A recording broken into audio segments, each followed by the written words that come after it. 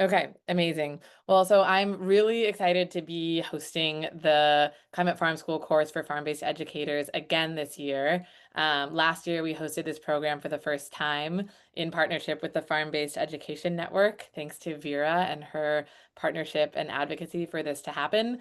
And yeah, we hosted it at Shelburne Farms. It was amazingly successful and exciting. And this year, in running the program again, Vera's thought and mine in partnership was sort of to like how can we extend this program to the Farm-Based Education Network, which is national, and potentially host it at different farms within the network each year. So it's not always hosted in northern Vermont.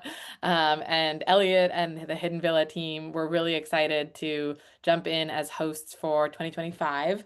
So we'll be hosting this course at Hidden Villa September 16th to the 20th. And I will give a quick overview of some of the program background, why we're doing this, and what we'll be doing in this year's course down in Los Altos Hills.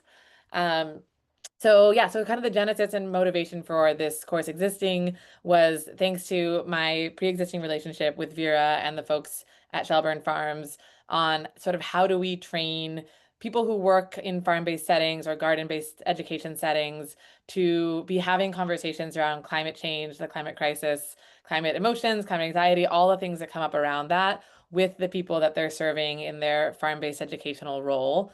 So the term farm-based educator, as you all probably know, is defined very broadly. So really anyone that works on any type of farming operation, or it could be even like a school garden that engages groups of people in education around those farming practices and principles or integration into the work on the farm. We all know also that more and more the climate crisis is affecting the ways that we're having to farm and adjust, and everything has changed from seasonality to yeah, when things happen and to what degree of extreme rain, drought, wildfire, we're kind of dealing with all of it with increasing frequency. And so a lot of the farm-based educators that would come to events or virtual workshops or in-person gatherings with Farm-Based Education Network were sort of seeking more training around both climate science and the background of this problem, this challenge that we're facing globally, and also how to respond to it within the role of an educator who might be managing groups of young people. Yeah, it's always kind of heart striking when you get like a fifth grader asking you, what can we do to solve climate change? I'm really worried for my future and my generation.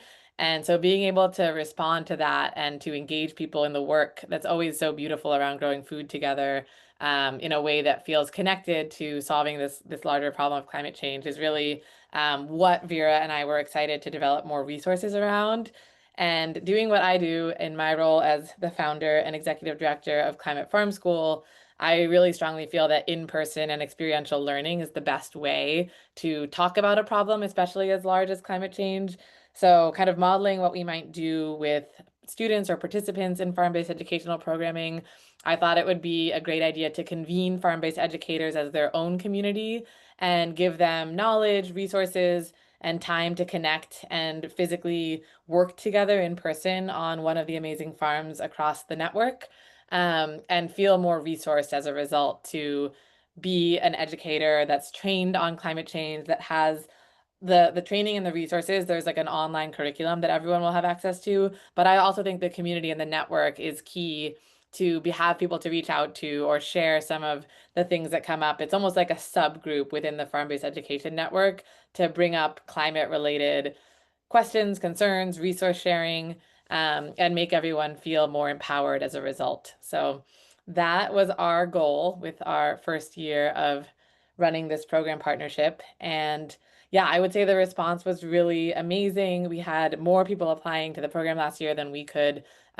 physically accommodate. So we had an amazing group of educators spending 4 days in Vermont, doing all the things that I just mentioned, and also got some really amazing feedback from that of how to improve the program and make it even better this year. Um, so what we will be doing with our, so there'll be arriving Monday afternoon, so kind of 4 full days in person and then little like half days on either side. That will be set up by a little bit of virtual programming. So we always have some info sessions for the group, for the cohort that'll be participating in the 2 weeks before we meet and gather on the farm. And that will also include a little orientation to what I mentioned of the online course resources. So there's 8 online class modules that kind of walk through the connection and overlap between the climate system and the food system. And that I think is just a really nice thing to have access to. It's kind of like an online textbook that gets updated every year by our team. And a lot of it has like kind of pieces of information or examples or stories from regenerative farms out there in the world that can be, I think, easily adapted into lesson plans or discussion guides for conversations that might be happening on people's own farms or educational settings. So that will happen, and then we'll all arrive and gather together at Hidden Villa. And I want to just bring up the schedule so we can just look at it together.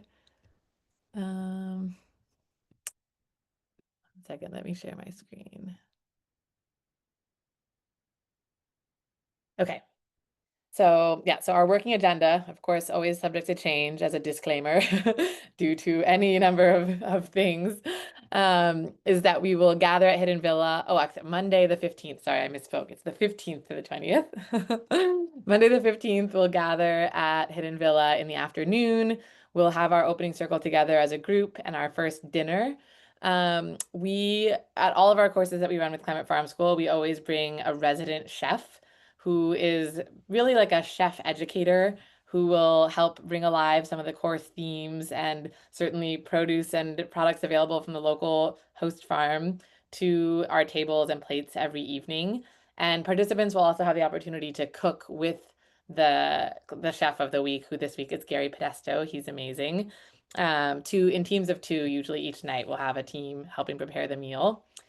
On Tuesday, on our first full day, we'll do a farm tour of Hidden Villa and an overview of the animal husbandry work. And we'll have a soil health workshop in the afternoon led by myself and my Climate Farm School co-director, Ryan Peterson. And that workshop I'll just flag as like, we've been doing this for a lot of programs and groups that we run that are primarily adult professionals. But I think there's a lot within that workshop that could be beautifully adapted, and we'll have time for this throughout the week, to younger audiences. So I think having a foundation in soil health and why it matters for so many parts of our lives is a great foundation into the kind of the hopeful overlap between regenerative farming and climate solutions. So we'll kind of model that on Tuesday afternoon. On Wednesday, we will be traveling off-site for a nearby farm visit, most likely to Vegilution in San Jose, but we need to confirm the details for that. We will then come back to Hidden Villa and have an activity demonstrations in the afternoon and a resource fair around climate change in a farm-based educational setting that Vera will help lead. And then we'll also have a discussion on integrating climate change and social justice in a farm-based setting, and that we are still working to confirm the speaker. I'm hoping I can attract the woman who did this with us last year, Jamila Jones, who is an amazing social justice educator and farmer in Massachusetts. But also we may find some local resources, which I may talk to you more about, Zane. And so yeah, then Thursday we'll work with the farm team at Hidden Villa to do their morning CSA harvest and do some other field work with the Hidden Villa veggie team. And then we'll pause mid-morning and have a time for lesson plan workshopping for your context. So that's a chance to take some of the things we've been doing or conversations we've been having and map out how you would address this with your students, whatever age range. We might do small breakout groups so that people who work with youth are together, like young kids, high school kids, teens, and then on to adults. So you can have some community around who your audience is. In the afternoon, we'll go back and work with the CSA and farmers market folks on packing for CSA and farmers market. And then there'll be some time to just integrate and reflect all of what we've been doing, which is a really important thing to create time and break space for, by going on some of the beautiful hiking trails at Hidden Villa. And we'll have dinner at the Los Altos Farmers Market that evening. And Friday morning, finally, we will be traveling down to Santa Cruz to visit Life Lab, on the UC Santa Cruz campus, which is an amazing hub of resources for farm and garden education. And they've also been doing some more climate-focused curriculum work in partnership with Kiss the Ground. So it'll be exciting to hear what they've come up with. And we'll conclude in the afternoon with some climate action planning for your context. We'll talk about models of transformation, places that have implemented this kind of climate-focused work into farm-based ed around the country. And we'll do the climate Venn diagrams activity if you're familiar with that. And then Saturday, there'll just be breakfast and depart when folks are ready. So that is it for our schedule overview. I'm going to come back into my Zoom space and stop screen sharing. I think. Maybe not. Oh my goodness. Hold on. Aha. Okay. I'm back. So yeah, so that's the just basic informational overview. I have some other things in that document like objectives or application process, but I'm just going to stop here and see what questions you all have, and anything I can help answer, I would love to do that.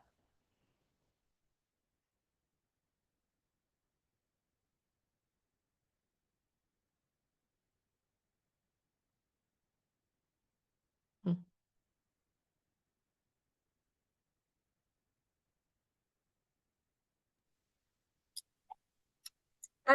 So I just so I have a clear understanding, is the primary focus of the curriculum on this really about training how to talk to other people about climate science within regenerative farming, or Mm. is it um, like more curriculum based on regenerative farming itself?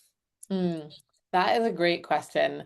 And I'm trying to think back to how other people who came last year would answer that. I think most people came in for the first version of what of motivation for coming, which was, yeah, how to talk to people about climate change within Mhm, the context of regenerative farming, kind of mhm, grounded in the climate science, because I think mhm, that feels hard to talk about when you haven't looked at those numbers recently. So that's a little bit mhm, where the online curriculum starts, and then the on-farm experience weaves in the key farming pieces. But it's like, what are the numbers? What are the emissions reductions that we need to be targeting versus what's actually happening? And so we definitely have that kind of climate science grounding that I mhm. think is part of what gives people the confidence to have these conversations or to feel like resource. So I mean, of course, we can direct students or participants to other resources like there's climate psychologists now to really talk about eco anxiety and unpack a lot of emotions around climate. But I think we can also have better starting points to those conversations if we as the adults or farmer educators can share what we know and feel comfortable just having that conversation as opposed to like, well, I'm not an expert. I don't know anything about this. I need to just go somewhere Absolutely. else. So I think Absolutely. that's a big part. Yeah, people wanting to have those conversations either intentionally, like set up lessons, Hmm. or like already happening organically and spontaneously with participants and want to be resourced to Okay. answer those. Yeah. Okay. Thank you. Yeah. Great question.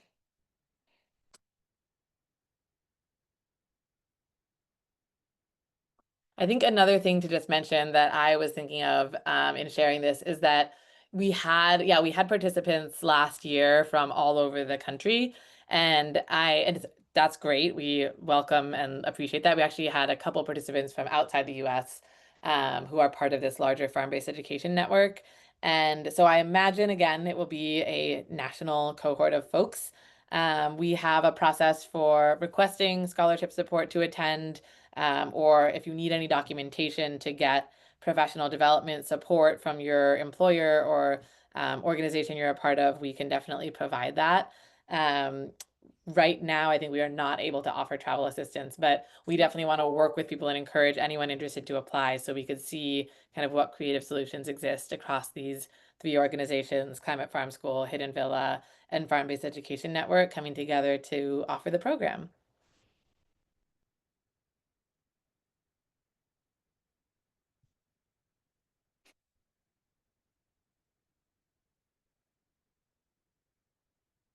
And hi to Dina, if I'm saying that correctly.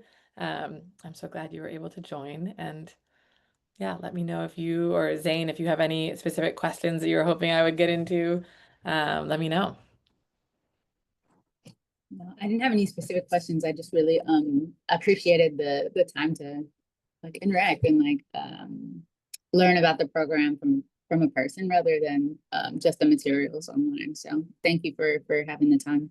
Yeah, of course. I think that that definitely goes a long way. And yeah, I think that's what made me most excited to do this again was the people who came last year and like their level of commitment to their work and enthusiasm. And I think it's only gotten stronger this year, our need to be in person and gather in community to feel like we can continue in the work that we're doing given all sorts of headwinds. So yeah, I'm hoping that this, or I feel pretty confident that this year will be no different.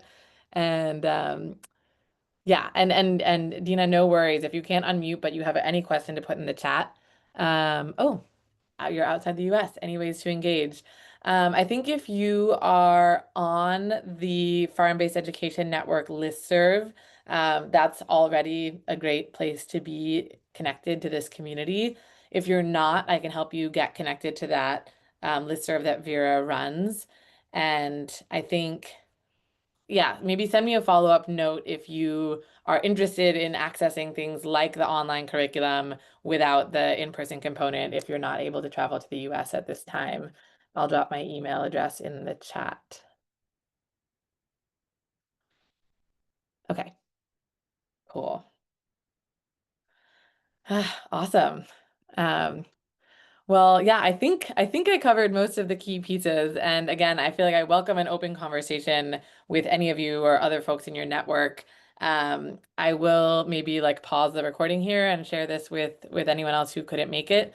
And I'm happy to stay on for a couple minutes if anyone else has a question that hasn't been brought up yet. But also, I just appreciate you all being here and hope to meet some or all of you in person in a couple months.